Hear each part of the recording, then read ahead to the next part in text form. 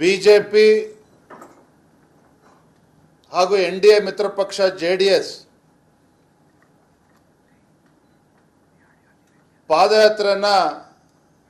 ಪಾದಯಾತ್ರೆಗೆ ನಾಳೆ ಚಾಲನೆ ಸಿಗ್ತಾ ಇದೆ. ನಾಳೆ ಬೆಳಗ್ಗೆ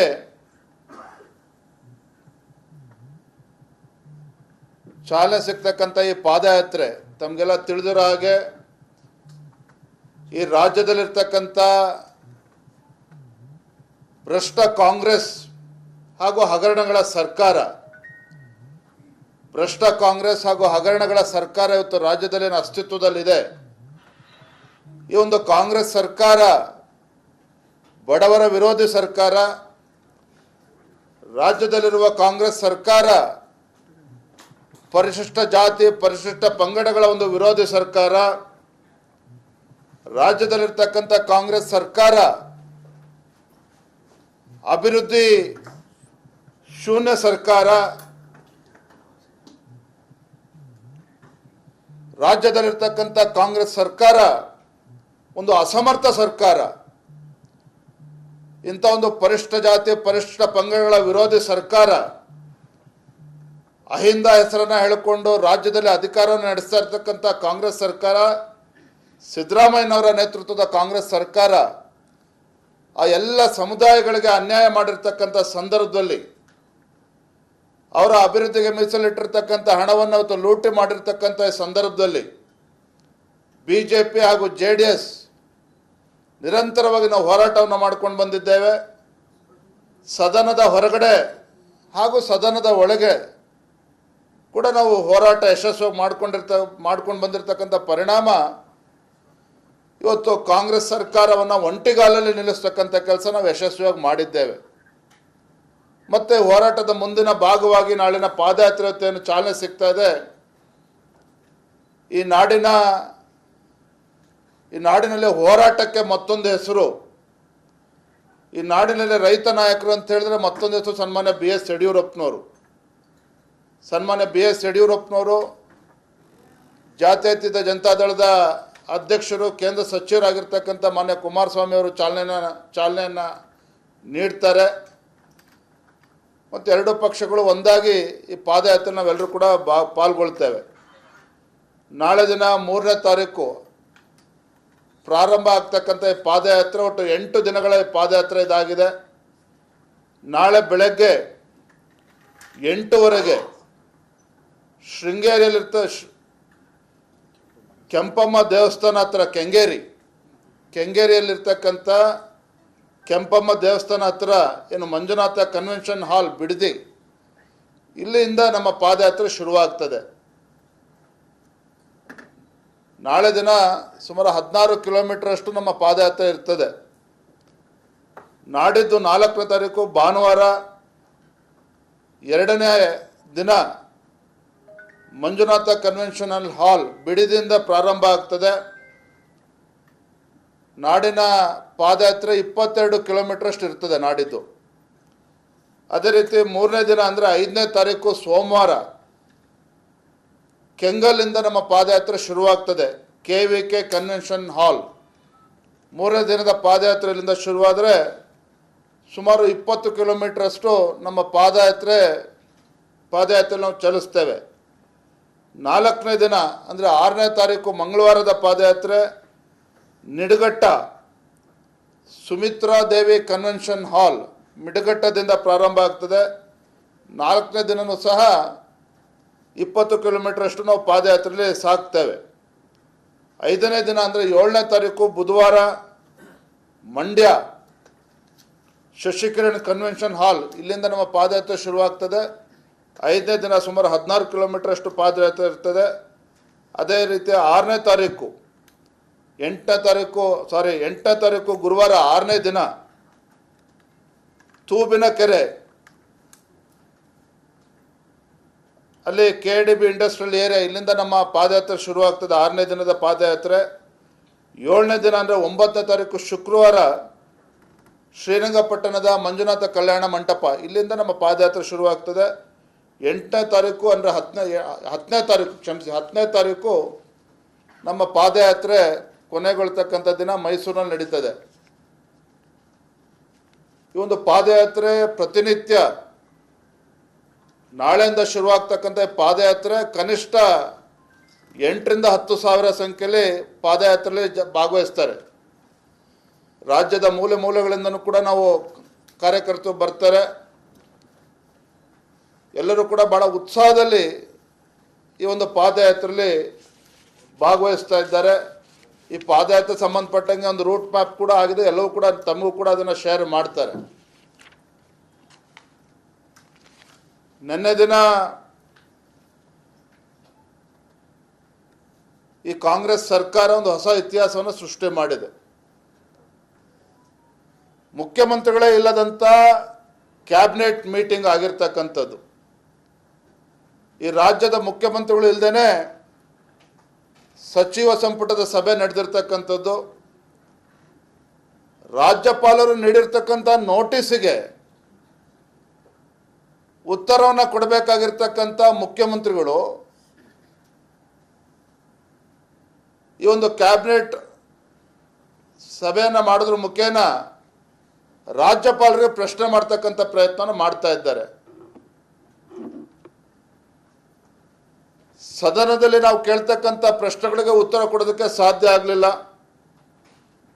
ಸದನದಲ್ಲಿ ನಾವು ಮಂಡನೆ ಮಾಡಿದಂಥ ನಿಲುವಳಿ ಸೂಚನೆ ಅದ್ರ ಬಗ್ಗೆ ಉತ್ತರನ ಕೊಡೋದಕ್ಕೆ ಆಗಲಿಲ್ಲ. ಓಡೋಗ್ತಕ್ಕಂಥ ಪ್ರಯತ್ನ ಮಾಡ್ತೀರಿ.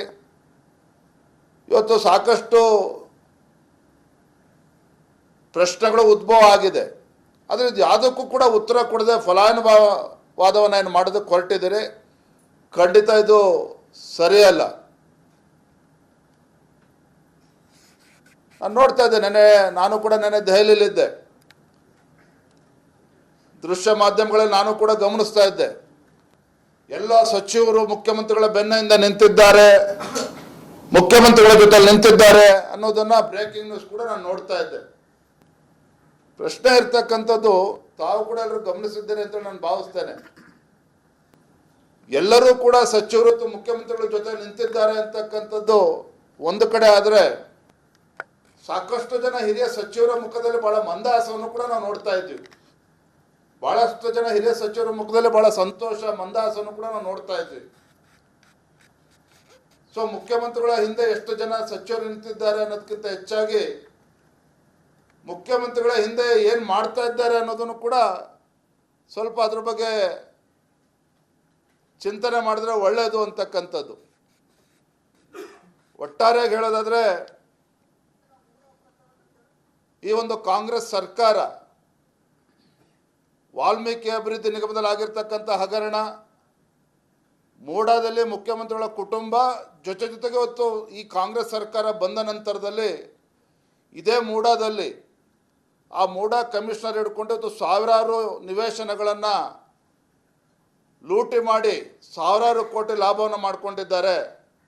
ಇಂಥ ಒಬ್ಬ ಮೂಡಾ ಕಮಿಷನರ್ ಹಿಂದಿರ್ತಕ್ಕಂಥ ಆ ಶಕ್ತಿ ಯಾವುದು, ಇದೆಲ್ಲವೂ ಕೂಡ ತನಿಖೆ ಆಗಬೇಕು. ಒಂದು ಮಾತನ್ನು ಸ್ಪಷ್ಟವಾಗಿ ಇವತ್ತು ಹೇಳ್ತೇನೆ, ನಮ್ಮ ಈ ಹೋರಾಟ ಯಾವುದೇ ಒಂದು ವ್ಯಕ್ತಿಯ ವಿರುದ್ಧ ಅಲ್ಲ. ನಮ್ಮ ಹೋರಾಟ ಈ ಒಂದು ಕೆಟ್ಟ ವ್ಯವಸ್ಥೆಯ ವಿರುದ್ಧ. ಇಷ್ಟೊಂದು ದೊಡ್ಡ ಭ್ರಷ್ಟಾಚಾರ ಆಗಿದೆ ರಾಜ್ಯದಲ್ಲಿ. ಅಹಿಂದ ಹೆಸರು ಹೇಳ್ಕೊಂಡು ಅಧಿಕಾರದ ಚುಕ್ಕಾಣಿ ಹಿಡಿದಿರ್ತಕ್ಕಂಥ ಕಾಂಗ್ರೆಸ್ ಸರ್ಕಾರ, ಸನ್ಮಾನ್ಯ ಸಿದ್ದರಾಮಯ್ಯ ನೇತೃತ್ವದ ಕಾಂಗ್ರೆಸ್ ಸರ್ಕಾರದಲ್ಲಿ ಬಡವರಿಗೆ, ಪರಿಷ್ಠ ಜಾತಿ ಪರಿಷ್ಠ ಪಂಗಡ ಹಿಂದುಳಿದವ್ರಿಗೆ ಏನು ಅನ್ಯಾಯ ಮಾಡಿದ್ದಾರೆ ಅವರಿಗೆ ನ್ಯಾಯ ಕೊಡಿಸ್ತಕ್ಕಂಥ ನಿಟ್ಟಿನಲ್ಲಿ ಒಂದು ಪ್ರಾಮಾಣಿಕ ಕಳಕಳಿಯನ್ನು ಹಿಡ್ಕೊಂಡು ಭಾರತೀಯ ಜನತಾ ಪಾರ್ಟಿ ಹಾಗೂ JDS ಹೊತ್ತು ಪಾದಯಾತ್ರೆ ಹಮ್ಮಿಕೊಂಡಿರ್ತಕ್ಕಂಥದ್ದು. ಈ ಒಂದು ಭ್ರಷ್ಟಾಚಾರದಲ್ಲಿ ಯಾರು ಎಷ್ಟೇ ದೊಡ್ಡ ವ್ಯಕ್ತಿಗಳು ಇದ್ದರೂ ಸಹ ಇವತ್ತು ಉತ್ತರ ನೀಡಬೇಕಾಗ್ತದೆ. ಕಾನೂನಿಗಿಂತ ದೊಡ್ಡವರು ಯಾರೂ ಕೂಡ ಇರೋದಕ್ಕೆ ಸಾಧ್ಯ ಇಲ್ಲ. ಹಾಗಾಗಿ ನಮ್ಮ ಈ ಪಾದಯಾತ್ರೆ ರಾಜ್ಯದ ಮೂಲೆ ಮೂಲೆಗಳಿಂದ ಇವತ್ತು ಜನ ಬರ್ತಾ ಇದ್ದಾರೆ, ಕಾರ್ಯಕರ್ತರು ಬರ್ತಾ ಇದ್ದಾರೆ. ವಿಶೇಷವಾಗಿ ಬೆಂಗಳೂರು ಮೈಸೂರು ಭಾಗದ ನಮ್ಮ ಎಲ್ಲ ಸಮಾಜ, ಎಲ್ಲ ವರ್ಗದ ಜನರ ಕೂಡ ನಾನು ತಮ್ಮ ಮೂಲಕ ವಿನಂತಿಯನ್ನು ಮಾಡ್ತೇನೆ. ಈ ಒಂದು ಪಾದಯಾತ್ರೆಗೆ ಅವರೆಲ್ಲರ ಬೆಂಬಲವನ್ನು ನೀಡಬೇಕು ಅಂತಕ್ಕಂಥ ಮನವಿಯನ್ನು ಮಾಡ್ತಾ ಇದ್ದೇನೆ. ಅದೇ ರೀತಿ ನಮ್ಮ ಪತ್ರಿಕಾ ಹಾಗೂ ಮಾಧ್ಯಮದ ಸ್ನೇಹಿತರು, ಬಹುಶಃ ಇಷ್ಟು ದೊಡ್ಡ ಭ್ರಷ್ಟಾಚಾರದ ಪ್ರಕರಣ ರಾಜ್ಯದ ಮೂಲೆ ಮೂಲೆಗೆ ನೈಜ ಸಂಗತಿಗಳನ್ನು ಬಿತ್ತರಿಸುವ ಮೂಲಕ ಈ ಸರ್ಕಾರವನ್ನು ಎಚ್ಚರಿಸ್ತಕ್ಕಂಥ ಕೆಲಸವನ್ನು ತಾವು ಕೂಡ ಮಾಡಿದ್ದೀರಿ. ತಮ್ಮ ಸಹಕಾರವನ್ನು ಕೂಡ ಸಂಪೂರ್ಣ ಇರಬೇಕು ಅಂತೇಳಿ ಈ ಸಂದರ್ಭದಲ್ಲಿ ನಾನು ವಿನಂತಿಯನ್ನು ಮಾಡ್ತಾ ಇದ್ದೇನೆ.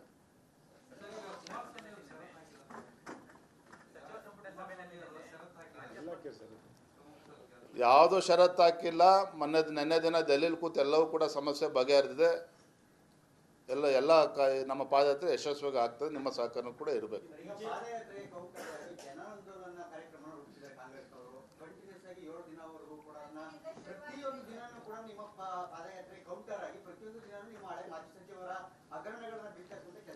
ಕಾಂಗ್ರೆಸ್ನವರು 8 ದಿನಗಳ ಅಥವಾ 7 ದಿನಗಳು ಆಯೋಜನೆ ಮಾಡಿರ್ತಕ್ಕಂಥ ಹಮ್ಮಿಕೊಂಡಿರ್ತಕ್ಕಂಥ ಕಾರ್ಯಕ್ರಮಗಳು ಅಥವಾ ಹೋರಾಟ ಏನಾದರೂ ಕರೀರಿ, ಅದಕ್ಕೆ ಅದು ಪಶ್ಚಾತ್ತಾಪದ ಯಾತ್ರೆ. ಈ ಭ್ರಷ್ಟ ಕಾಂಗ್ರೆಸ್ ಸರ್ಕಾರ ಇವತ್ತು ರಾಜ್ಯದಲ್ಲೇನಿದೆ, ರಾಜ್ಯದ ಜನರಿಗೆ ಒಂದು ಭ್ರಷ್ಟಾಚಾರ ರಹಿತ ಆಡಳಿತನ ನೀಡ್ತೇವೆ ಅಂತೇಳಿ ಭರವಸೆಯನ್ನು ಕೊಟ್ಟು ಅಧಿಕಾರಕ್ಕೆ ಬಂದಿರತಕ್ಕಂಥ ಕಾಂಗ್ರೆಸ್ ಪಕ್ಷ ರಾಜ್ಯದಲ್ಲಿ ಒಳಿತನ ಮಾಡ್ತೇವೆ, ಅಭಿವೃದ್ಧಿ ಕೆಲಸವನ್ನು ಮಾಡ್ತೇವೆ ಅಂತೇಳಿ ಜನರ ಕಿವಿಗೆ ಹೂ ಮೂಡಿಸಿ ಬಂದಿರತಕ್ಕಂಥ ಸಿದ್ದರಾಮಯ್ಯ ನೇತೃತ್ವದ ಕಾಂಗ್ರೆಸ್ ಸರ್ಕಾರದ ಒಂದು ಪಶ್ಚಾತ್ತಾಪದ ಯಾತ್ರೆ ಇದು. ಮತ್ತು ಎರಡನೇದಾಗಿ ನಮ್ಮ ಪಾದಯಾತ್ರೆ ಯಶಸ್ವಿ ಆಗಲಿ ಅಂತೇಳಿ ಒಂದಿನ ಮುಂಚಿತವಾಗಿ ಅವರು ಕೂಡ ಪ್ರವಾಸನ ಹಮ್ಮಿಕೊಂಡಿದ್ದಾರೆ. ಅವರು ಒಳ್ಳೆಯದಾಗಲಿ ಅಂತೇಳಿ ನಾನು ಶುಭವನ್ನು ಹಾರೈಸ್ತೇನೆ.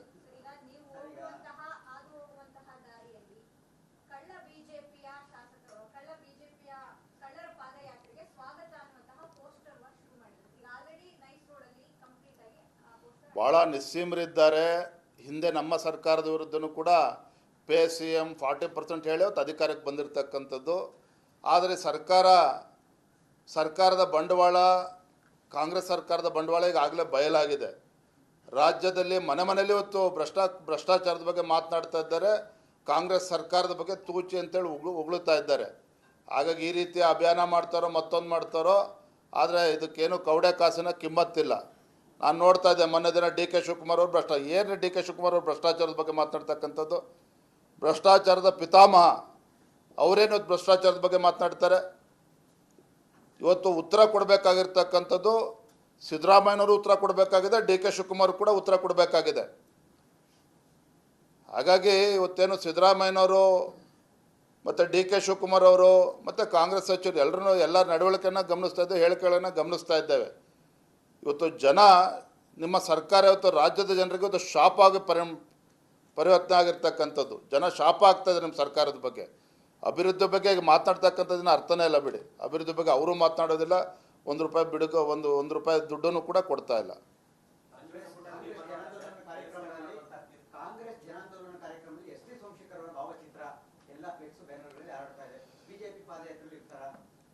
ಯಾರ್ಯಾರ ಭಾವಚಿತ್ರ ಇದೆಯೋ, ನಮ್ಮ ಪಾದಯಾತ್ರೆ ಆದಮೇಲೆ ಯಾರ್ಯಾರ ಮುಖದಲ್ಲಿ ಭಾವಗಳು ಬದಲಾವಣೆ ಆಗ್ತದೋ ಎಲ್ಲವನ್ನು ಕೂಡ ನೀವು ಗಮನಿಸ್ತೀರಿ. ನೆನ್ನೆ ಕ್ಯಾಬಿನೆಟ್ ಸಚಿವರ ಸಭೆಯಲ್ಲೂ ಕೂಡ ನಾನು ಗಮನಿಸ್ತಾ ಇದ್ದೆ.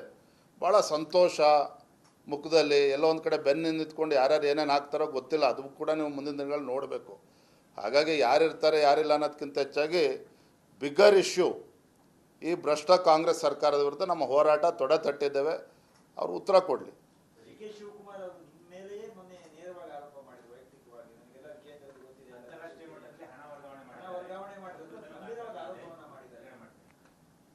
DK ಶಿವಕುಮಾರ್ ಬಗ್ಗೆ ಭಾಳ ಗಂಭೀರವಾಗಿ ತೆಗೆದುಕೊಳ್ಬೇಡಿ. ಅವ್ರ ಪರಿಸ್ಥಿತಿ ಏನಾಗಿದೆ ಅಂತ ನಿಮಗೆ ಗೊತ್ತಿದೆ. ಅವ್ರ ಬಾಯಲ್ಲಿ ಭ್ರಷ್ಟಾಚಾರದ ಮಾತುಗಳನ್ನು ಹೇಳಿಸ್ಕೊಳ್ತಕ್ಕಂಥ ದಿನಗಳು ಇನ್ನೂ ಕೂಡ ಬಂದಿಲ್ಲ. ಅವ್ರ ಬಾಯಲ್ಲಿ ಭ್ರಷ್ಟಾಚಾರದ ಬಗ್ಗೆ ಬರದೇ ಇದ್ದರೆ ಒಳ್ಳೆಯದು. Yes sir.